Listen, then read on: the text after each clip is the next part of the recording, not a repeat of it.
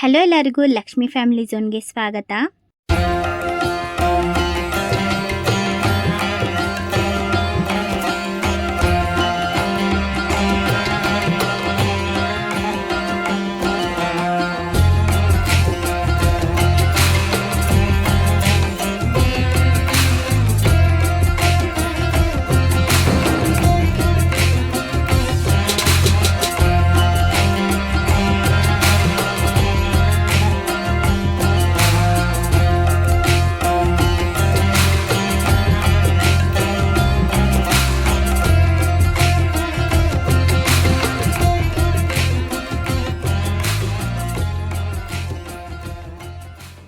ನಮ್ಮ ಇಂಡಿಯಾದಲ್ಲಿ ಇರುವ ಈ ದೇವಾಲಯ ಸುಮಾರು 156 ಎಕರೆಗಳಿದ್ದಾವೆ.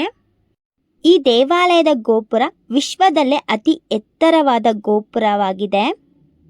ಈ ದೇವಾಲಯ ಇಡೀ ಪ್ರಪಂಚದಲ್ಲೇ ಈಗಲೂ ಪೂಜೆ ನಡೆಯುತ್ತಿರುವಂತಹದ್ರಲ್ಲಿ ಅತಿ ದೊಡ್ಡ ಹಿಂದೂ ದೇವಾಲಯವಾಗಿದೆ. ಅದು ಇನ್ನು ಯಾವುದೂ ಅಲ್ಲ, ತಮಿಳುನಾಡಲ್ಲಿ ಇರುವ ತಿರುಚಿರಾಪಳ್ಳಿ ಅಥವಾ ತಿರುಚಿಯಲ್ಲಿ ಲೊಕೇಟ್ ಆಗಿರುವ ಶ್ರೀ ರಂಗನಾಥ ಸ್ವಾಮಿ ದೇವಾಲಯ. ಇದನ್ನ ಶ್ರೀರಂಗಂ ಅಂತ ಸಹ ಕರೀತಾರೆ. ಬೆಂಗಳೂರಿಂದ ಶ್ರೀರಂಗಂಗೆ 318 ಕಿಲೋಮೀಟರ್ ಇದೆ. ನಾವು ಈ ವಿಡಿಯೋದಲ್ಲಿ ಶ್ರೀರಂಗಂನ ರೀಚ್ ಆಗೋದಿಕ್ಕೆ ಬಸ್ ಮತ್ತು ಟ್ರೈನ್ ಫೆಸಿಲಿಟಿ ಹೆಂಗಿದೆ, ಬಜೆಟ್ ಎಷ್ಟಾಗುತ್ತೆ, ಅಲ್ಲಿ ಅಕೊಮಡೇಷನ್ನಲ್ಲೇ ಯಾವ ರೀತಿ ಇದೆ, ಈ ಎಲ್ಲ ಡೀಟೇಲ್ಸ್ನ ನಾವು ಈ ವಿಡಿಯೋದಲ್ಲಿ ನೋಡೋಣ. ಅದ್ರ ಜೊತೆಗೇನೆ ಇಲ್ಲಿ ಇರುವ ಇನ್ನು ಅನೇಕ ದೇವಾಲಯಗಳನ್ನು ಯಾವ್ದ್ಯಾವುದು ಮಿಸ್ ಮಾಡದೆ ನೋಡಬೇಕು ಅಂತ ಡೀಟೈಲ್ಡ್ ಆಗಿ ಈ ಶ್ರೀರಂಗಂ ಸೀರೀಸಲ್ಲಿ ನೋಡೋಣ. ವಿಡಿಯೋನ ಮಿಸ್ ಮಾಡ್ದಂಗೆ ಕೊನೆ ತನಕ ನೋಡಿ, ಹಾಗೆ ನಮ್ಮ ಚಾನಲ್ಗೆ ಸಬ್ಸ್ಕ್ರೈಬ್ ಮಾಡಿ ಸಪೋರ್ಟ್ ಮಾಡೋದು ಮಿಸ್ ಮಾಡಬೇಡಿ.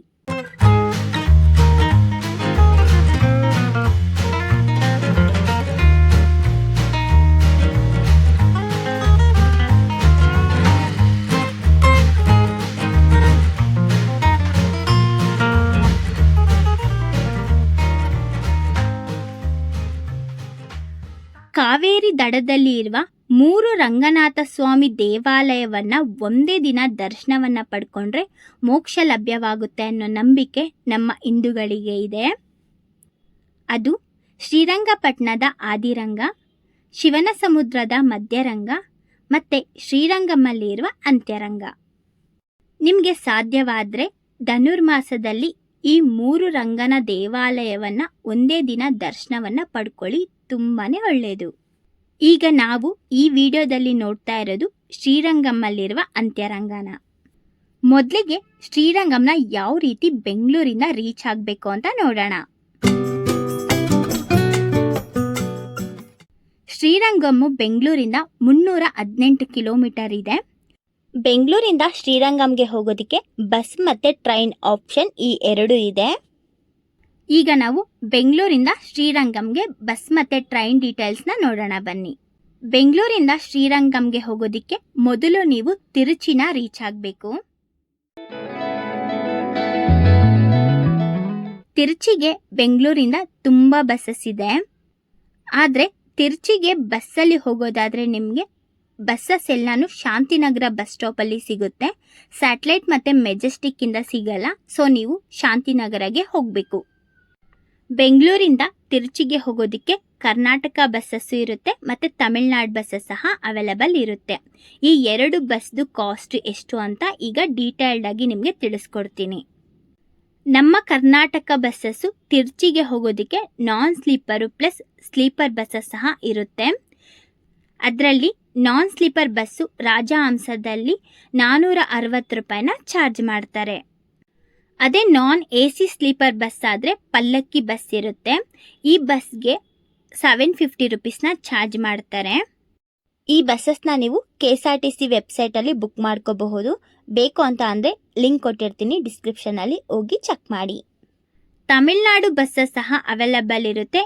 ಈ ಬಸ್ಸಸ್ಸು ಸಹ ಶಾಂತಿನಗರ ಬಸ್ ಸ್ಟಾಪಲ್ಲೇ ನಿಮಗೆ ಸಿಗುತ್ತೆ. ತಮಿಳ್ನಾಡು ಬಸ್ ಚಾರ್ಜಸ್ ನೋಡೋದಾದರೆ 457 ರುಪೀಸ್ನ ಚಾರ್ಜ್ ಮಾಡ್ತಾರೆ. ನೋಡಿ, ನಾನಿವಾಗ TNSTCದು ವೆಬ್ಸೈಟ್ನ ಓಪನ್ ಮಾಡಿ ತೋರಿಸ್ತಾ ಇದ್ದೀನಿ. ಬೆಂಗಳೂರಿಂದ ತಿರುಚಿಗೆ ಎಷ್ಟು ಬಸ್ಸಸ್ ಇದೆ ಅಂತ. ಸ್ಟಾರ್ಟಿಂಗ್ಗೆ 457 ರುಪೀಸ್ ಇದೆ.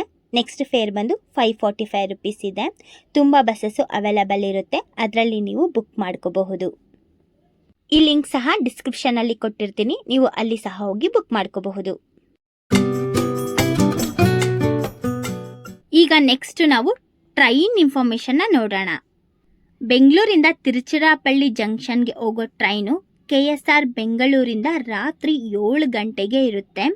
ಈ ಟ್ರೈನು ತಿರುಚಿಗೆ ಡೈಲಿ ಇರುತ್ತೆ. 9 ಅವರ್ಸ್ ಜರ್ನಿ ಇರುತ್ತೆ. ಈ ಟ್ರೈನಲ್ಲಿ ನೀವು ಹೋಗೋದಾದರೆ ಬೆಳಗ್ಗಿನ ಜಾವ 4 ಗಂಟೆಗೆ ನೀವು ತಿರುಚಿನ ರೀಚ್ ಆಗ್ತೀರಾ. ಈ ಟ್ರೈನು ಮೈಸೂರಿಂದ ಬೆಂಗಳೂರಿಗೆ ಬಂದು ತಿರುಚಿಗೆ ಹೋಗುತ್ತೆ. ಸೊ ಮೈಸೂರಿಂದ ಹೋಗೋರು ಮೈಸೂರಲ್ಲೇ 4:15ಗೆ ನಿಮಗೆ ಟ್ರೈನ್ ಇರುತ್ತೆ. ಆ ಟ್ರೈನಲ್ಲಿ ನೀವು ಡೈರೆಕ್ಟಾಗಿ ತಿರುಚಿಗೆ ಹೋಗಬಹುದು. ಈಗ ಟ್ರೈನ್ ಟಿಕೆಟ್ಸ್ನ ನೋಡೋಣ. ಬೆಂಗಳೂರಿಂದ ಟ್ರೈನಲ್ಲಿ ಜನರಲ್ ಟಿಕೆಟು 140 ರುಪೀಸ್ ಇರುತ್ತೆ. ಸ್ಲೀಪರಲ್ಲಿ 255 ರುಪೀಸ್ ಇರುತ್ತೆ. ಮೈಸೂರಿಂದ ತಿರುಚಿಗೆ ಹೋಗೋರಿಗೆ ಜನರಲಲ್ಲಿ 175 ರುಪೀಸ್ ಇರುತ್ತೆ. ಸ್ಲೀಪರಲ್ಲಿ 325 ರುಪೀಸ್ ಚಾರ್ಜ್ ಮಾಡ್ತಾರೆ. ಈ ಟ್ರೈನ್ ನಂಬರ್ ಬಂದು 16232. ಶ್ರೀರಂಗಮಲ್ಲಿ ಸಹ ರೈಲ್ವೆ ಸ್ಟೇಷನ್ ಇದೆ. ಆದರೆ ಶ್ರೀರಂಗಂ ರೈಲ್ವೆ ಸ್ಟೇಷನ್ನಿಂದ ಬೆಂಗಳೂರು ಮತ್ತು ಮೈಸೂರು ಟ್ರೈನ್ಸು ಹೋಗೋದಿಲ್ಲ. ಆದರೆ ಮಂಗಳೂರಿಂದ ಹೋಗೋವರಿಗೆ ಡೈರೆಕ್ಟ್ ಮಂಗಳೂರು ಸೆಂಟ್ರಲಿಂದ ಬೆಳಗ್ಗೆ 6:45ಗೆ ಚೆನ್ನೈಗೆ ಹೋಗೋ ಟ್ರೈನ್ ಇರುತ್ತೆ. ಆ ಟ್ರೈನು ಡೈರೆಕ್ಟ್ ನಿಮಗೆ ಶ್ರೀರಂಗಂ ಹತ್ರನೇ ಸ್ಟಾಪ್ ಮಾಡ್ತಾರೆ. ಬೆಳಗ್ಗೆ ಟ್ರೈನಲ್ಲಿ ಹೋದರೆ ರಾತ್ರಿ 10ವರೆಗೆ ಶ್ರೀರಂಗಂನ ರೀಚ್ ಆಗ್ತೀರಾ. ಶ್ರೀರಂಗಂ ರೈಲ್ವೆ ಸ್ಟೇಷನಿಂದ ಟೆಂಪಲ್ಗೆ ಜಸ್ಟ್ 1 ಕಿಲೋಮೀಟರ್ ಇರುತ್ತೆ. ನೀವು ಬೇಕು ಅಂದರೆ ಆಟೋದಲ್ಲಿ ಹೋಗಬಹುದು, ಇಲ್ಲ ಅಂತ ಅಂದರೆ ನಡ್ಕೊಂಡೇ ಶ್ರೀರಂಗಂಗೆ ಹೋಗ್ಬಿಡಬಹುದು. ನೀವೇನಾದರೂ ಮಂಗಳೂರಿಂದ ಹೋಗೋದಾದರೆ ಈ ಟ್ರೈನಲ್ಲಿ ಹೋದರೆ ಅಂದರೆ ಡೈರೆಕ್ಟ್ ಶ್ರೀರಂಗಮಲ್ಲೇ ಸ್ಟಾಪ್ ಮಾಡೋದ್ರಿಂದ ನಿಮಗೆ ತುಂಬಾ ಕನ್ವೀನಿಯೆಂಟ್ ಆಗಿರುತ್ತೆ ಈ ದೇವಾಲಯಕ್ಕೆ ಹೋಗೋದಕ್ಕೆ. ಈ ಟ್ರೈನ್ ನಂಬರ್ ಬಂದು 16160. ನಿಮಗೆ ಯಾವುದು ಕನ್ವೀನಿಯೆಂಟ್ ಆಗುತ್ತೋ ಅದರಲ್ಲಿ ನೀವು ತಿರುಚಿನ ಬುಕ್ ಮಾಡ್ಕೊಳ್ಳಿ. ಈಗ ತಿರುಚಿಗೆ ರೀಚ್ ಆದಮೇಲೆ ಶ್ರೀರಂಗಂಗೆ ಯಾವ ರೀತಿ ರೀಚ್ ಆಗೋದು ಅಂತ ನೋಡೋಣ. ತಿರುಚಿಯಲ್ಲಿ 3 ಬಸ್ ಸ್ಟಾಪ್ಗಳಿದ್ದಾವೆ. ಅದು ತಿರುಚಿ ಸೆಂಟ್ರಲ್ ಬಸ್ ಸ್ಟ್ಯಾಂಡ್, ತಿರುಚಿ ಪಂಜಾಪುರ್ ಬಸ್ ಸ್ಟ್ಯಾಂಡ್ ಮತ್ತು ಛತ್ತಿರಂ ಬಸ್ ಸ್ಟ್ಯಾಂಡ್. ಬೆಂಗಳೂರಿಂದ ತಿರುಚಿಗೆ ಹೋಗೋ ಬಸ್ಸಸ್ಸು 2 ಸ್ಟಾಪಲ್ಲಿ ಸ್ಟಾಪ್ ಮಾಡ್ತಾರೆ. ಅದು ಛತ್ತಿರಂ ಬಸ್ ಸ್ಟ್ಯಾಂಡ್ ಮತ್ತು ಪಂಜಾಪುರ್ ಬಸ್ ಸ್ಟ್ಯಾಂಡ್. ಪಂಜಾಪುರ್ ಬಸ್ ಸ್ಟಾಪಲ್ಲೇ ಎಲ್ಲ ಕಡೆಗೆ ಹೋಗೋ ಬಸ್ಸಸ್ಗಳು ಸಿಗೋದು. ಛತ್ತಿರಂ ಬಸ್ ಸ್ಟಾಪ್ ಬಂದು ಲೋಕಲ್ ಬಸ್ಸಸ್ಗಳು ಹೋಗೋದು, ಬಟ್ ಅದ್ರ ಮೇಲೆಯಿಂದಾನೆ ಹೋಗೋದ್ರಿಂದ ಅಲ್ಲಿ ಸಹ ಸ್ಟಾಪ್ ಕೊಟ್ಬಿಟ್ಟು ಅದಾದಮೇಲೆ ಪಂಜಾಪುರ್ ಬಸ್ ಸ್ಟಾಪ್ಗೆ ಹೋಗ್ತಾರೆ. ಅದರಿಂದ ನೀವು ಬೆಂಗಳೂರಿಂದ ತಿರುಚಿಗೆ ಹೋಗೋದಾದರೆ ಮೊದಲು ನೀವು ತಿರುಚಿ ಛತ್ತಿರಂ ಬಸ್ ಸ್ಟ್ಯಾಂಡಲ್ಲೇ ಇಳ್ಕೊಬಿಡಿ. ಅಲ್ಲಿಂದ ಶ್ರೀರಂಗಂಗೆ ಹೋಗೋದಕ್ಕೆ ತುಂಬ ಬಸ್ಸಸ್ಸು ಇರುತ್ತೆ. ನೀವೇನಾದರೂ ಪಂಜಾಪುರ್ ಬಸ್ ಸ್ಟ್ಯಾಂಡ್ಗೆ ಹೋಗಿದ್ದೀರಾ ಅಂತ ಅಂದರೆ ಅಲ್ಲಿಂದ ಮತ್ತೆ ಛತ್ತಿರಂ ಬಸ್ ಸ್ಟಾಪ್ಗೆ ಬಂದು ಅಲ್ಲಿಂದ ನೀವು ಮತ್ತೆ ಶ್ರೀರಂಗಂಗೆ ಬರಬೇಕಾಗಿರುತ್ತೆ. ಅದರಿಂದ ಮೊದಲೇ ನೀವು ಛತ್ತಿರಂ ಬಸ್ ಸ್ಟ್ಯಾಂಡಲ್ಲಿ ಇಳ್ಕೊಬಿಡಿ. ಈಗ ನಾವು ಎಲ್ಲಿಂದ ಎಷ್ಟು ಕಿಲೋಮೀಟರ್ ಆಗುತ್ತೆ ಶ್ರೀರಂಗಂಗೆ ಹೋಗೋದಕ್ಕೆ ಅಂತ ನೋಡೋಣ. ತಿರುಚಿ ಸೆಂಟ್ರಲ್ ಬಸ್ ಸ್ಟಾಪಿಂದ ಶ್ರೀರಂಗಂಗೆ 10 ಕಿಲೋಮೀಟರ್ ಇರುತ್ತೆ. ತಿರುಚಿ ಛತ್ತಿರಂ ಬಸ್ ಸ್ಟಾಪಿಂದ ಶ್ರೀರಂಗಂಗೆ ಹೋಗೋದಕ್ಕೆ 5 ಕಿಲೋಮೀಟರ್ಸ್ ಇರುತ್ತೆ. ಅದೇ ತಿರುಚಿ ಪಂಜಾಪುರ್ ಬಸ್ ಸ್ಟಾಪಿಂದ ಶ್ರೀರಂಗಂಗೆ ಹೋಗೋದಕ್ಕೆ 18 ಕಿಲೋಮೀಟರ್ಸ್ ಇರುತ್ತೆ. ಛತ್ತಿರಮಿಂದ ಶ್ರೀರಂಗಂಗೆ ಹೋಗೋದಕ್ಕೆ ತುಂಬ ಬಸ್ಸಸ್ಸು ಅವೈಲಬಲ್ ಇರುತ್ತೆ. ಆಟೋದಲ್ಲೇನಾದರೂ ಹೋಗೋದಾದರೆ ನಿಮಗೆ 150ಇಂದ 200 ರುಪೀಸ್ ತನಕ ಚಾರ್ಜ್ ಮಾಡ್ತಾರೆ. ನೀವು ಟ್ರೈನಲ್ಲಿ ತಿರುಚಿರಾಪಳ್ಳಿ ಜಂಕ್ಷನಲ್ಲಿ ಇಳ್ಕೊಂಡಿದ್ರೆ ರೈಲ್ವೆ ಸ್ಟೇಷನಿಂದ ಶ್ರೀರಂಗಂಗೆ 9 ಕಿಲೋಮೀಟರ್ ಇರುತ್ತೆ. ಆಟೋದಲ್ಲಿ 200 ತನಕ ಚಾರ್ಜ್ ಮಾಡ್ತಾರೆ.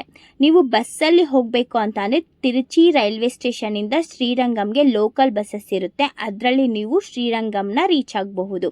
ನಿಮಗೆ ಯಾವುದು ಕನ್ವೀನಿಯೆಂಟ್ ಆಗುತ್ತೋ ಅದರಲ್ಲಿ ನೀವು ಶ್ರೀರಂಗಂನ ರೀಚ್ ಆಗಬಹುದು. ಶ್ರೀರಂಗಂನ ರೀಚ್ ಆದಮೇಲೆ ನೆಕ್ಸ್ಟ್ ನೀವು ನೋಡ್ಕೋಬೇಕಾಗಿರೋದು ಅಕೊಮಡೇಷನ್ನು. ಶ್ರೀರಂಗಮಲ್ಲಿ ತುಂಬ ರೂಮ್ಸ್ ಅವೈಲಬಲ್ ಇರುತ್ತೆ. 1000 ರುಪೀಸಿಂದ ಚಾರ್ಜ್ ಮಾಡ್ತಾರೆ. ಟೆಂಪಲ್ ಹತ್ರನೇ ನಿಮಗೆ ತುಂಬ ರೂಮ್ಸ್ಗಳು ಸಿಗುತ್ತೆ. ನಾವು ಶ್ರೀರಂಗಮಲ್ಲಿ ಸ್ಟೇ ಮಾಡ್ತಾ ಇರೋದು ಯಾತ್ರಿ ನಿವಾಸಲ್ಲಿ. ಇದು ಗೌರ್ಮೆಂಟ್ ಕಡೆಯಿಂದನೇ ಇರುತ್ತೆ. ಸೊ ರೂಮ್ಸ್ ಎಲ್ಲನೂ ಕಮ್ಮಿ ಕಾಸ್ಟ್ ಇರುತ್ತೆ. ಶ್ರೀರಂಗಮಲ್ಲಿರುವ ಬೆಸ್ಟ್ ಸ್ಟೇ ಅಂತ ಅಂದರೆ ಈ ಯಾತ್ರಿ ನಿವಾಸ ಅಂತಲೇ ಹೇಳಬಹುದು. ತುಂಬಾ ಚೆನ್ನಾಗಿದೆ. ನೋಡಿ ಆಚೆಯಿಂದನೇ ಎಷ್ಟು ಚೆನ್ನಾಗಿ ಕಟ್ಟಿದ್ದಾರೆ ಅಂತ. ಇಲ್ಲಿಗೆ ಆನ್ಲೈನ್ ಬುಕ್ಕಿಂಗ್ ಇರೋದಿಲ್ಲ, ಡೈರೆಕ್ಟಾಗೇ ಬರಬೇಕಾಗಿರುತ್ತೆ. ಅಥವಾ ಇಲ್ಲಿರುವ ಕಾಂಟ್ಯಾಕ್ಟ್ ನಂಬರ್ಗೆ ಕಾಲ್ ಮಾಡಿ ಅವರಿಗೆ ರೂಮ್ನ ಬುಕ್ ಮಾಡ್ಕೋಬಹುದು. ಈ ಯಾತ್ರಿ ನಿವಾಸ್ಗೆ ಬರೋದಕ್ಕೆ ತುಂಬ ಇಂಪಾರ್ಟೆಂಟ್ ವಿಷಯ ಅಂತ ಅಂದರೆ ಒಬ್ಬರೇ ಬಂದರೆ ಇಲ್ಲಿ ರೂಮ್ನ ಕೊಡೋದಿಲ್ಲ. ಅಟ್ಲೀಸ್ಟ್ 2 ಮೆಂಬರ್ಸ್ ಆದರೂ ಇರಬೇಕು. ಕಾರಲ್ಲಿ ಬಂದರೆ ಅಂದರೆ ಇಲ್ಲಿ ಪಾರ್ಕಿಂಗ್ ಸಹ ಅವೈಲಬಲ್ ಇರುತ್ತೆ. ಈ ಯಾತ್ರಿ ನಿವಾಸ್ ಒಳಗಡೆನೆ ATM, ಹೋಟೆಲ್ ಫೆಸಿಲಿಟಿ ಎಲ್ಲ ಇರುತ್ತೆ. ಇದು ಜಯಲಲಿತಾ ಅವರು CM ಆದಾಗ ಈ ಯಾತ್ರಿ ನಿವಾಸ್ನ ಕಟ್ಸಿರೋದು. ತುಂಬ ಚೆನ್ನಾಗಿ ಮೇಂಟೈನ್ ಮಾಡಿಕೊಂಡು ಬರ್ತಾ ಇದ್ದಾರೆ. ಈ ರೂಮ್ಗೆ ಚಾರ್ಜಸ್ ನೋಡೋದಾದರೆ ನಾನ್ AC ರೂಮ್ಗೆ 500 ರುಪೀಸ್ ಚಾರ್ಜ್ ಮಾಡ್ತಾರೆ. ಒಂದು ರೂಮಲ್ಲಿ ಇಬ್ಬರಿಗೆ ಮಾತ್ರ ಅಲೋ ಮಾಡ್ತಾರೆ. ನಾವು 4 ಜನ ಬಂದಿರೋದ್ರಿಂದ 2 ರೂಮ್ನ ತೊಗೊಂಡಿದ್ದೀವಿ. 2 ರೂಮ್ಗೆ 1000 ರುಪೀಸ್ನ ಚಾರ್ಜ್ ಮಾಡಿದ್ರು. ಅಡ್ವಾನ್ಸ್ ಆಗಿ ಇನ್ನೂ 1000 ರುಪೀಸ್ನ ಚಾರ್ಜ್ ಮಾಡ್ತಾರೆ. ನಮ್ಮ ರೂಮ್ನ ವೆಕೇಟ್ ಮಾಡಬೇಕಾದ್ರೆ 1000 ರುಪೀಸ್ನ ರಿಟರ್ನ್ ಮಾಡ್ತಾರೆ. ನೋಡಿ, ಇದೇನೇ ರೂಮು, ತುಂಬ ನೀಟಾಗಿ ಇದೆ, ನೀಟಾಗಿ ಮೇಂಟೈನ್ ಮಾಡ್ತಾ ಇದ್ದಾರೆ. 500 ರುಪೀಸ್ಗೆ ವರ್ತ್ ಅಂತಲೇ ಹೇಳಬಹುದು. ನೋಡಿ, ಇಲ್ಲಿ ರೂಮ್ ಚಾರ್ಜಸ್ ಎಲ್ಲ ಈ ರೀತಿ ಇದೆ. ನಾನ್ ACಗೆ 500 ರುಪೀಸು, AC ರೂಮ್ಗೆ 750 ಇರುತ್ತೆ. ಇಲ್ಲಿ ಡಾಮೆಟ್ರಿ ಫೆಸಿಲಿಟೀಸ್ ಸಹ ಇರುತ್ತೆ. ಬಟ್ ಗ್ರೂಪ್ ಆಗಿ ಬಂದಾಗ ಮಾತ್ರ ಈ ಡಾಮೆಟ್ರಿ ಫೆಸಿಲಿಟೀಸ್ನ ಕೊಡ್ತಾರೆ. ನಾವು ಬೆಳಗ್ಗೆ ಸ್ವಲ್ಪ ಬೇಗನೆ ಬಂದಿದ್ವಿ, ಅದರಿಂದ ಇವಾಗ ಹೋಗಿ ಫಸ್ಟ್ ಫ್ರೆಶ್ ಆಗಿಬಿಟ್ಟು ದೇವರ ದರ್ಶನಕ್ಕೆ ಹೋಗೋಣ. ನಾವು ಫ್ರೆಶ್ ಆಗಿ ಈಗ ಶ್ರೀರಂಗಮಲ್ಲಿ ಇರುವ ಶ್ರೀರಂಗನಾಥ ಸ್ವಾಮಿಯನ್ನು ದರ್ಶನವನ್ನು ಮಾಡ್ಕೊಳಕ್ಕೆ ಹೋಗೋಣ. ಮೊದಲು ಶ್ರೀರಂಗಮಲ್ಲಿರುವ ರಂಗನಾಥನ ದರ್ಶನವನ್ನು ಪಡ್ಕೊಳೋದಕ್ಕಿಂತ ಮುಂಚೆ ಇಲ್ಲಿ ಹರಿಯುವ ಕಾವೇರಿ ನದಿ ಹತ್ರ ಹೋಗಿ ಸ್ವಲ್ಪ ಪ್ರಾರ್ಥನೆ ಮಾಡಿಕೊಂಡು ಅದಾದಮೇಲೆ ನಾವು ದೇವರ ಹತ್ರ ಹೋಗಬೇಕು. ಈ ಕಾವೇರಿ ನದಿ ದಡದಲ್ಲಿ ಪಿಂಡ ಪ್ರದಾನವನ್ನು ಮಾಡ್ತಾ ಇದ್ರು. ನಾವು ಶ್ರೀರಂಗಪಟ್ಟಣದಲ್ಲಿ ಮಾಡ್ತೀವಲ್ಲ, ಅದೇ ರೀತಿ ಇಲ್ಲೂ ಸಹ ಇದೆ.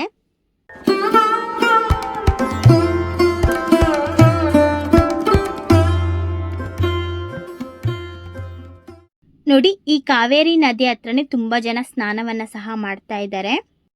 ನೀವೇನಾದರೂ ಸಿಂಗಲ್ ಆಗಿ ಬಂದಿದ್ದೀರಾ, ರೂಮ್ ಎಲ್ಲ ತಗೊಂಡು ಸ್ಟೇ ಮಾಡೋದಿಲ್ಲ, ಜಸ್ಟ್ ಈ ಶ್ರೀರಂಗಂನ ನೋಡಿಕೊಂಡು ರಿಟರ್ನ್ ಹೋಗ್ತೀರಿ ಅಂತ ಅನ್ನೋದಾದರೆ ಇಲ್ಲಿ ಬಂದು ಕಾವೇರಿ ನದಿಯಲ್ಲಿ ಸ್ನಾನ ಮಾಡಿಕೊಂಡು ನೀವು ದೇವರ ದರ್ಶನಕ್ಕೆ ಹೋಗ್ಬಿಟ್ಟು ಮುಗಿಸ್ಕೊಂಡು ನೀವು ಬೇಕು ಅಂತಂದರೆ ನಿಮ್ಮ ನೇಟಿವ್ನ ರೀಚ್ ಆಗಬಹುದು.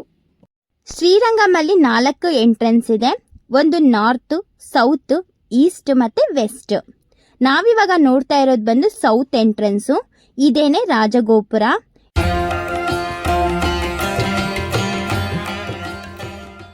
ಸೌತ್ ಎಂಟ್ರೆನ್ಸಿಂದ ಶ್ರೀರಂಗನಾಥನ ದರ್ಶನವನ್ನು ಮಾಡ್ಕೊಳೋದಕ್ಕೆ 7 ಗೋಪುರಗಳನ್ನು ದಾಟ್ಕೊಂಡು ಹೋಗಬೇಕು. ನಾವು ವೆಸ್ಟ್ ಗೇಟ್ ಕಡೆಗೆ ಹೋಗ್ತಾ ಇದ್ದೀವಿ. ಏಕೆಂದರೆ ಕಾರಲ್ಲಿ ಬಂದರೆ ಅವ್ರಿಗೆ ಪಾರ್ಕಿಂಗ್ ಬಂದು ವೆಸ್ಟ್ ಗೇಟಲ್ಲಿ ಇರುತ್ತೆ. ಅದರಿಂದ ನಾವು ವೆಸ್ಟ್ ಗೇಟ್ ಕಡೆಗೆ ಹೋಗ್ತಾ ಇದ್ದೀವಿ. ವೆಸ್ಟ್ ಗೇಟ್ ನೋಡಿ ಈ ರೀತಿ ಇದೆ. ಇಲ್ಲಿಂದ ಸ್ವಲ್ಪ ಮುಂದಕ್ಕೆ ಹೋದ್ವಿ ಅಂತಾನೆ ನಮಗೆ ದ್ವಾರ ಸಹ ಕಾಣಿಸುತ್ತೆ. ನಾವು ವೆಸ್ಟ್ ಗೇಟ್ ಕಡೆಯಿಂದ ಹೋಗೋದ್ರಿಂದ ಸುಮಾರು 5 ನಿಮಿಷಕ್ಕೆ ನಾವು ನಡ್ಕೊಂಡು ದೇವಸ್ಥಾನದ ಎಂಟ್ರೆನ್ಸ್ ಹತ್ರಕ್ಕೆ ಹೋಗಬಹುದು. ಈ ದೇವಾಲಯದ ಸ್ಥಳ ಪುರಾಣವನ್ನು ನೋಡೋದಾದರೆ, ಈ ದೇವಾಲಯದಲ್ಲಿ ರಂಗನಾಥ ಸ್ವಾಮಿ ರಂಗನಾಯಕಿ ಅಮ್ಮನವರ ಜೊತೆ ನೆಲೆಸಿರುವಂತಹ ದಿವ್ಯ ಕ್ಷೇತ್ರ. ಶ್ರೀ ಮಹಾವಿಷ್ಣು ಸ್ವಯಂಭೂ ಆಗಿ ನೆಲೆಸಿರುವಂತಹ 8 ಪುಣ್ಯ ಕ್ಷೇತ್ರಗಳಲ್ಲಿ ಇದು ಮೊಟ್ಟ ಮೊದಲನೆಯಾದ ಕ್ಷೇತ್ರ. 108 ದಿವ್ಯ ದೇಶಂ ವಿಷ್ಣು ದೇವಾಲಯದಲ್ಲಿ ಮೊದಲನೆಯದು ಹಾಗೂ ಅತ್ಯಂತ ಪ್ರಧಾನವಾಗಿರುವಂತಹ ದೇವಾಲಯವಾಗಿದೆ. ಈ ಶ್ರೀರಂಗಮು ಒಂದು ಕಡೆ ಕಾವೇರಿ ಹಾಗೂ ಇನ್ನೊಂದು ಕಡೆ ಕೊಲ್ಲಿದಾಮ್ ನದಿಯಿಂದ ಸುತ್ತುವರೆದು ಒಂದು ದ್ವೀಪವಾಗಿದೆ. ಈ ಶ್ರೀರಂಗಂ ದೇವಾಲಯ ಪ್ರಪಂಚದಲ್ಲೇ ಅತಿ ದೊಡ್ಡ ದೇವಾಲಯವಾಗಿದೆ. ಎಲ್ಲರೂ ಕೊಲಂಬಿಯಾದಲ್ಲಿರುವ ಅಂಕುರ್ ವ್ಯಾಟ್ ದೇವಾಲಯ ದೊಡ್ಡದು ಅಂತ ಹೇಳ್ತಾರೆ. ಆದರೆ ಪ್ರಸ್ತುತ ಆ ದೇವಾಲಯ ಒಂದು ಹಿಸ್ಟಾರಿಕಲ್ ಪ್ಲೇಸ್ ಅಷ್ಟೇನೆ. ನಿತ್ಯ ಪೂಜೆಗಳು ನಡೆಯೋ ಅತಿ ದೊಡ್ಡ ಹಿಂದೂ ದೇವಾಲಯ ಅಂದರೆ ಅದು ಶ್ರೀರಂಗಂ ದೇವಾಲಯವಾಗಿದೆ. ಈ ಗೋಪುರ ಒಳಗಡೆ ಹೋಗ್ತಿದ್ರೆ ನಮಗೆ ಆ ಕಡೆ ಈ ಕಡೆ ಮನೆಗಳನ್ನು ನೋಡ್ತೀವಿ. ಇದು ಇವಾಗ ಅಲ್ಲ, ಈ ದೇವಾಲಯವನ್ನು ನಿರ್ಮಾಣ ಮಾಡಿದ್ದಾಗ್ಲಿಂದ ಒಳಗಡೆ ಮನೆಗಳು, ಶಾಪ್ಗಳು ಎಲ್ಲ ಇದ್ದಾವೆ. ಚರಿತ್ರಕಾರರ ಪ್ರಕಾರ ಆ ಕಾಲದಲ್ಲಿ ಈ ದೇವಾಲಯ ಒಂದು ಮಾಡರ್ನ್ ಸಿಟಿ ಆಗಿತ್ತು ಅಂತ ಹೇಳ್ತಾರೆ. ನೋಡಿ, ಇಲ್ಲಿ ತನಕ ದೇವಾಲಯದ ಸುತ್ತಲೂ ಮನೆಗಳನ್ನು ನೋಡ್ತೀವಿ. ಈ ಗೋಪುರ ಒಳಗಡೆ ಕಂಪ್ಲೀಟ್ ಆಗಿ ನಾವು ದೇವಾಲಯ ಮಾತ್ರ ನೋಡ್ತೀವಿ. ಈ ಗೋಪುರವರೆಗೂ ಆಟೋಸು ವೆಹಿಕಲ್ಸ್ ಎಲ್ಲ ಬರುತ್ತೆ. ಇಲ್ಲಿಂದ ಮುಂದಕ್ಕೆ ಯಾವುದೇ ವೆಹಿಕಲ್ಸು ಅಲೋ ಇರೋದಿಲ್ಲ. ಈ ಗೋಪುರದ ಪಕ್ಕದಲ್ಲಿ ನಾವು ಸ್ಲಿಪ್ಪರ್ ಸ್ಟ್ಯಾಂಡ್ ಮತ್ತು ಲಗೇಜ್ ಕೌಂಟರ್ನ ನೋಡ್ತೀವಿ.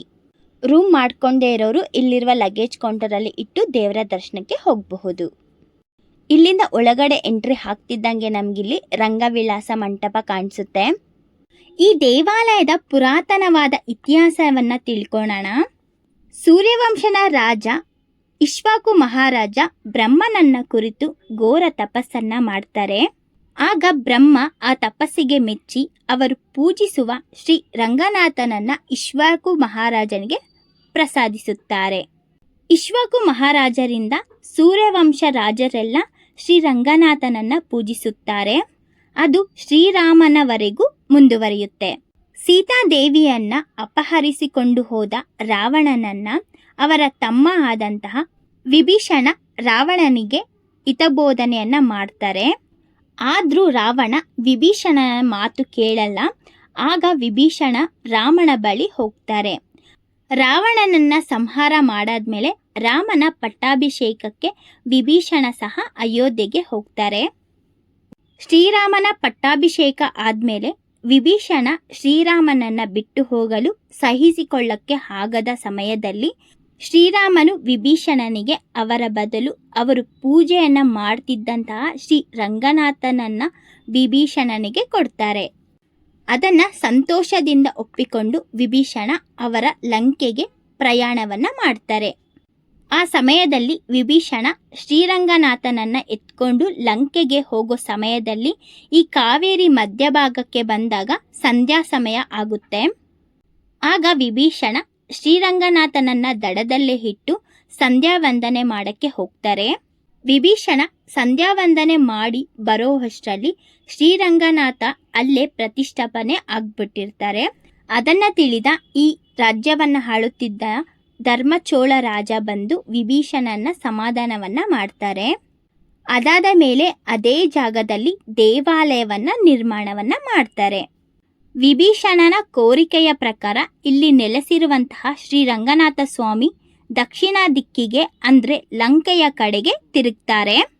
ಇಷ್ಟೊತ್ತು ನಾವು ಈ ದೇವಾಲಯದ ಪೌರಾಣಿಕ ಹಿನ್ನೆಲೆಯನ್ನು ನೋಡಿದ್ವಲ್ಲ. ಈಗ ನಾವು ಈ ದೇವಾಲಯದ ಒಳಗಡೆ ಹೋಗಿ ಎಲ್ಲ ದೇವರುಗಳನ್ನ ದರ್ಶನವನ್ನು ಪಡ್ಕೊಳ್ಳೋಣ ಬನ್ನಿ. ನೋಡಿ, ಇದೇನೆ ರಂಗಮಂಟಪ. ಈ ರಂಗಮಂಟಪ ಮುಂಭಾಗದಲ್ಲಿ ನಾವು ಗರುಡ ಕಂಬವನ್ನು ಸಹ ನೋಡ್ತೀವಿ. ಈ ಗರುಡ ಕಂಬಕ್ಕೆ ತೊಟ್ಟಿಲನ್ನು ಕಟ್ಟಿರೋದನ್ನ ನಾವಿಲ್ಲಿ ನೋಡಬಹುದು. ಇದು ಮಕ್ಕಳಾಗದೇ ಇರೋರು ಬಂದು ಇಲ್ಲಿ ಹರಕೆಯನ್ನು ಹೊತ್ಕೊಂಡು ಇಲ್ಲಿ ತೊಟ್ಟಿಲನ್ನು ಕಟ್ಟಿದ್ರೆ ಮಕ್ಕಳಾಗುತ್ತಾರೆ ಅನ್ನೋ ನಂಬಿಕೆ ಇದೆ.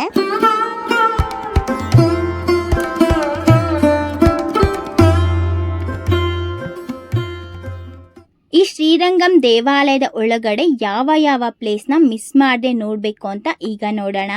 ಶ್ರೀರಂಗನಾಥನ ದರ್ಶನ, ರಂಗನಾಯಿಕೆ ಅಮ್ಮನವರ ಸನ್ನಿಧಿ, ವೆಲ್ಲೈ ಗೋಪುರಂ, ಆಯಿರಕಲ್ ಮಂಟಪಂ ಅಂದರೆ 1000 ಸ್ಟೋನ್ ಪಿಲ್ಲರ್ಸ್ ಮಂಟಪ, ರಾಮಾನುಜರ್ ಸನ್ನಿಧಿ, ಶ್ರೀ ಪಾರ್ಥಸಾರಥಿ ಚಕ್ರ ತಾಲ್ವಾರ್ ಸನ್ನಿಧಿ, ಕೊನೆಗೆ 21 ಗೋಪುರದ ದರ್ಶನ. ರಂಗಮಂಟಪವನ್ನು ನೋಡಿಕೊಂಡು ಮುಂದೆ ಬರ್ತಿದ್ದಂಗೆ ನಮಗಿಲ್ಲಿ ಗೋಪುರ ಕಾಣಿಸುತ್ತೆ. ಈ ಗೋಪುರ ಲೆಫ್ಟ್ ಸೈಡ್ಗೆ ಚಕ್ರ ತಾಲ್ವಾರ್ ದೇವಾಲಯ ಇದೆ, ರೈಟ್ ಸೈಡ್ಗೆ ರಾಮಾನುಜಾಚಾರ್ಯರ ಸನ್ನಿಧಿ ಇದೆ.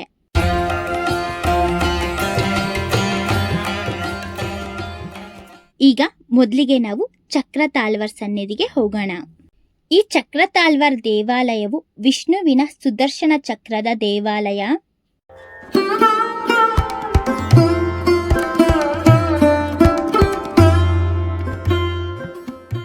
ಸುದರ್ಶನ ಚಕ್ರವನ್ನು ನೋಡಿಕೊಂಡು ಈಗ ನೆಕ್ಸ್ಟ್ ನಾವು ಹೋಗೋದು ರಾಮಾನುಜಾಚಾರ್ಯರ ಸನ್ನಿಧಿಗೆ.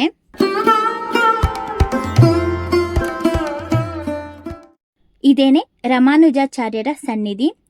ಈ ಸನ್ನಿಧಿ ಒಳಗಡೆ ರಾಮಾನುಜಾಚಾರ್ಯರ 850 ವರ್ಷದಿಂದ ಕಾಪಾಡಿಕೊಂಡು ಬರ್ತಿರುವಂತಹ ರಾಮಾನುಜಾಚಾರ್ಯರ ಶರೀರವನ್ನು ನಾವು ದರ್ಶನವನ್ನು ಪಡ್ಕೋತೀವಿ. ಅವರ ಶರೀರವನ್ನು ನಾವು ಡೈರೆಕ್ಟ್ ಆಗಿ ದರ್ಶನವನ್ನು ಮಾಡ್ಕೋಬಹುದು. ಸಾಮಾನ್ಯವಾಗಿ ಸತ್ತ ನಂತರ ಶರೀರ ಕೊಳ್ತೋಗುತ್ತೆ.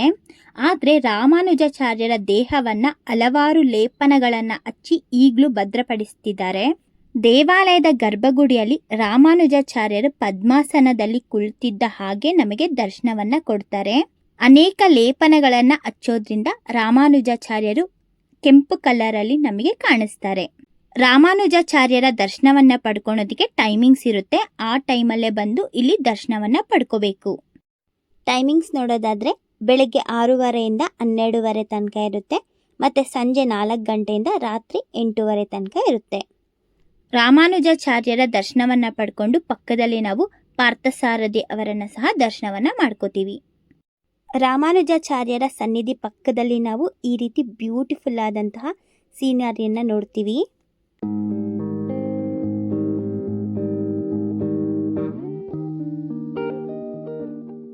ರಾಮಾನುಜಾಚಾರ್ಯರ ಸನ್ನಿಧಿ ಪಕ್ಕದಲ್ಲೇ ಮ್ಯೂಸಿಯಂ ಸಹ ಇದೆ. ಒಬ್ಬರಿಗೆ 10 ರುಪೀಸ್ನ ಚಾರ್ಜ್ ಮಾಡ್ತಾರೆ.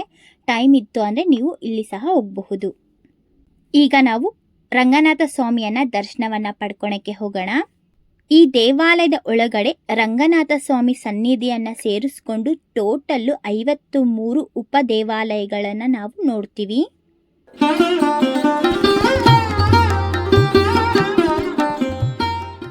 ದೇವಾಲಯದಲ್ಲಿ ದೇವರ ದರ್ಶನವನ್ನು ಪಡ್ಕೊಳೋದಕ್ಕಿಂತ ಮುಂಚೆ ಇಲ್ಲಿ ನೋಡಿ ಅದ್ಭುತವಾದಂತಹ ಪೇಂಟಿಂಗನ್ನು ಮಾಡಿರೋದು ನಾವಿಲ್ಲಿ ನೋಡಬಹುದು.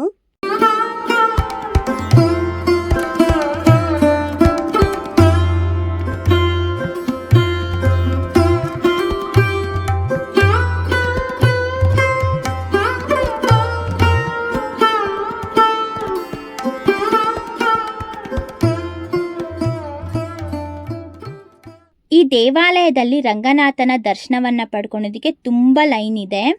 ಇಲ್ಲಿ ಫ್ರೀ ದರ್ಶನ 50 ರುಪೀಸ್ ಮತ್ತು 100 ರುಪೀಸ್ ದರ್ಶನ ಸಹ ಇರುತ್ತೆ. ನಾವು ಜನ ಜಾಸ್ತಿ ಇಲ್ಲ ಅಂತ ಫ್ರೀ ದರ್ಶನಕ್ಕೆ ಹೋಗ್ಬಿಟ್ವಿ. ಒಳಗಡೆ ಹೋದ್ಮೇಲೆ ಗೊತ್ತಾಯಿತು ತುಂಬ ಜನ ಇದ್ದಾರೆ ಅಂತ. ನಮಗೆ ಸುಮಾರು 3 ಅವರ್ಸ್ ಆಯಿತು.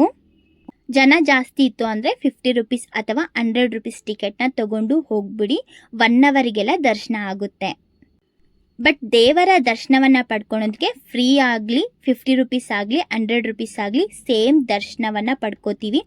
ಗರ್ಭಗುಡಿ ತನಕ ಎಲ್ಲರನ್ನೂ ಬಿಡ್ತಾರೆ. ದೇವರನ್ನು ಡೈರೆಕ್ಟಾಗಿ ನಾವು ನೋಡಿಕೊಂಡು ಹತ್ರದಿಂದನೇ ದರ್ಶನವನ್ನು ಪಡ್ಕೋಬಹುದು. ಬಟ್ ಟಿಕೆಟ್ಸ್ ತಗೊಳೋದಾದರೆ ಕ್ಯೂ ಕಮ್ಮಿ ಇರೋದ್ರಿಂದ ಸ್ವಲ್ಪ ಟೈಮು ಸೇವ್ ಆಗುತ್ತೆ. ದೇವರನ್ನು ನಾವು ತುಂಬ ಹತ್ರದಿಂದನೇ ದರ್ಶನವನ್ನು ಮಾಡ್ಕೊಂಡ್ವಿ. ದೇವರ ದರ್ಶನವನ್ನು ಮಾಡಿಕೊಂಡು ಆಚೆ ಬಂದರೆ ನಾವಿಲ್ಲಿ ಚಿನ್ನದ ಗೋಪುರವನ್ನು ಸಹ ನೋಡ್ತೀವಿ. ರಂಗನಾಥನ ದರ್ಶನವನ್ನು ಪಡ್ಕೊಂಡು ಬಂದಮೇಲೆ ಇಲ್ಲಿ 1000 ಪಿಲ್ಲರ್ಸ್ನ ನೋಡ್ತೀವಿ.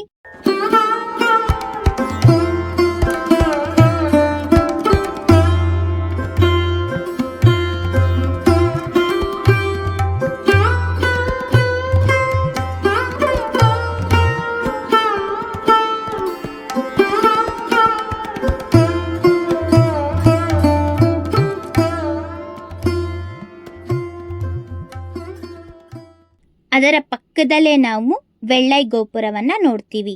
ಈ வெள்ளை ಗೋಪುರ ಅಂದರೆ ವೈಟ್ ಗೋಪುರ ಅಂತ ಅರ್ಥ. ಈ ದೇವಾಲಯದಲ್ಲಿ ಇರುವ ಎಲ್ಲ ಗೋಪುರಗಳು ಕಲರ್ಫುಲ್ ಆಗಿರುತ್ತೆ. ಆದರೆ ಈ ಗೋಪುರ ಮಾತ್ರ ವೈಟ್ ಕಲರ್ ಇರುತ್ತೆ. ಈಗ ಇದರ ಇತಿಹಾಸವನ್ನು ತಿಳ್ಕೊಳ್ಳೋಣ. 1323ರಲ್ಲಿ ಡೆಲ್ಲಿ ಸುಲ್ತಾನ್ ಅವರು ಶ್ರೀರಂಗಂನ ದಾಳಿ ಮಾಡಲು ಬರ್ತಾರೆ. ಆಗ ಅದನ್ನು ತಡೆಯಕ್ಕೆ ಬಂದಂತಹ 12,000 ಶ್ರೀ ವೈಷ್ಣವರನ್ನ ತುಂಬ ಘೋರವಾಗಿ ಎಲ್ಲರನ್ನ ಸಾಯಿಸ್ತಾರೆ. ಹಾಗೂ ಈ ದೇವಾಲಯವನ್ನು ತುಂಬ ನಾಶ ಮಾಡ್ತಾರೆ. ಅದ್ರ ಜೊತೆಗೆ ಇಲ್ಲಿರುವ ಚಿನ್ನ ವಜ್ರ ವೈಡೂರ್ಯಗಳನ್ನು ಎತ್ಕೊಂಡು ಹೋಗ್ತಾರೆ. ಆ ಸಮಯದಲ್ಲಿ ಎಷ್ಟೋ ವಿಶಿಷ್ಟವಾದಂತಹ ನಮ್ಮ ಪೆರುಮಾಳ್ ವಿಗ್ರಹವನ್ನು ಅವರಿಂದ ಕಾಪಾಡಲು ಈ ದೇವಾಲಯದ ಪ್ರಧಾನ ಅರ್ಚಕರಾದಂತಹ ಪಿಳ್ಳೈ ಲೋಕಾಚಾರ್ಯರು ಈ ವಿಗ್ರಹವನ್ನು ಮದುರೈಗೆ ತಗೊಂಡು ಹೋಗಲು ಪ್ರಯತ್ನಿಸುತ್ತಾರೆ. ಆ ನಮ್ಮ ಪೆರುಮಾಳ್ ವಿಗ್ರಹ ಸ್ವಚ್ಛದಿಂದ ಚಿನ್ನದಲ್ಲಿ ಮಾಡಿದಂತಹ ವಿಗ್ರಹವಾಗಿರುತ್ತೆ. ಎಲ್ಲಿ ಪಿಳ್ಳೈ ಲೋಕಾಚಾರ್ಯರು ಸೈನಿಕರಿಗೆ ಸಿಕ್ಕಾಕೊಂತಾರೆ ಅಂತ ಅಲ್ಲಿ ಇದ್ದ ದೇವದಾಸಿ ಆದ வெள்ளை ಅವರು ನಾಟ್ಯದಿಂದ ಸುಲ್ತಾನ್ ಸೈನ್ಯವನ್ನ ಅವರು ನಾಟ್ಯದಿಂದಲೇ ಅಲ್ಲಿ ಇದ್ದ ಸುಲ್ತಾನ್ ಕಮಾಂಡೋನ ಮನವೊಲಿಸಿ ಈ ಗೋಪುರದ ಬಳಿ ಕರ್ಕೊಂಡು ಬರ್ತಾರೆ. ಅವರು ಇಲ್ಲಿ ಕರೆದೊಯ್ದು ಅವರನ್ನ ಮೇಲೆಯಿಂದ ತಳ್ಳಿ ಸಾಯಿಸ್ತಾರೆ. ನಂತರ வெள்ளை ಅವರು ರಂಗನಾಥ ಸ್ವಾಮಿಯನ್ನ ನೆನೆಸ್ಕೊಂಡು ಮೇಲೆಯಿಂದ ಬಿದ್ದು ಪ್ರಾಣವನ್ನ ಅರ್ಪಿಸುತ್ತಾರೆ. ಹೀಗೆ ಲೋಕಾಚಾರ್ಯರು ತಪ್ಪಿಸಿಕೊಳ್ಳೋದಿಕ್ಕೆ ದಾರಿ ಮಾಡಿ ಕೊಡ್ತಾರೆ. ಅವರು ಮಾಡಿದಂತಹ ತ್ಯಾಗದ ಗುರುತಿಗೆ ಈ ಗೋಪುರಕ್ಕೆ ಬಿಳಿ ಬಣ್ಣವನ್ನ ಹೊಡೆದಿದ್ದಾರೆ. ಆಗ್ಲಿಂದ ಈ ಗೋಪುರ வெள்ளை ಗೋಪುರ ಅಂತ ಕರೀತಾರೆ. ಇದನ್ನ ನೋಡಿಕೊಂಡು ಈ ದೇವಾಲಯದಲ್ಲಿ ಇರುವಂತಹ 21 ಗೋಪುರಗಳನ್ನು ಒಂದೇ ಸಾರಿ ದರ್ಶನವನ್ನ ಪಡ್ಕೊಳ್ಳೋದಕ್ಕೆ ಹೋಗ್ತಾ ಇದ್ದೀವಿ. ನಾವು ಸ್ಟಾರ್ಟಿಂಗು ಈ ದೇವಾಲಯದ ಒಳಗಡೆ ಬಂದ್ವಿ ಅಲ್ವಾ, ರಂಗಮಂಟಪ. ಆ ರಂಗಮಂಟಪದಲ್ಲಿ ಒಂದು ಸೈಡಿಗೆ ಈ ಥರ ಟಿಕೆಟ್ ಕೌಂಟರ್ ಇರುತ್ತೆ. ಅಲ್ಲಿ 50 ರುಪೀಸ್ ಟಿಕೆಟ್ನ ತಗೋಬೇಕು. ಇಲ್ಲೇ ಪಕ್ಕದಲ್ಲಿ ಅನ್ನದಾಸೋಹ ಭವನ ಸಹ ಇದೆ. ಇದರ ಪಕ್ಕದಲ್ಲೇ ಸ್ಟೆಪ್ಸ್ ಇರುತ್ತೆ. ಅಲ್ಲಿ ಹೋಗಿ ಮೇಲೆಯಿಂದ ನಾವು ಎಲ್ಲ ಗೋಪುರಗಳನ್ನು ದರ್ಶನವನ್ನು ಮಾಡ್ಕೋಬಹುದು. ಮೇಲೆ ನಿಂತ್ಕೊಂಡ್ರೆ 21 ಗೋಪುರಗಳು ತುಂಬಾ ಅದ್ಭುತವಾಗಿ ನಮಗೆ ದರ್ಶನವಾಗುತ್ತೆ.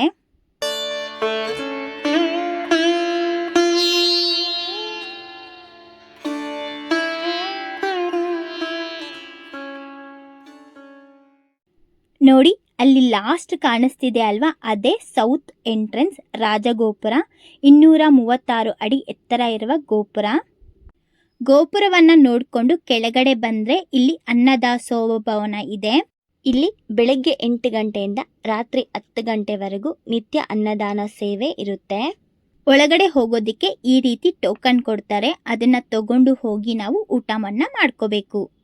ಊಟದಲ್ಲಿ 2 ಥರ ಪಲ್ಯ, ಅನ್ನ ಸಾಂಬಾರ್, ಅನ್ನ ರಸಂ, ಮಜ್ಜಿಗೆ ಎಲ್ಲನೂ ಕೊಡ್ತಾರೆ. ತುಂಬಾ ಚೆನ್ನಾಗಿರುತ್ತೆ. ಮಿಸ್ ಮಾಡ್ದಂಗೆ ಹೋಗಿ ತಿನ್ನಿ.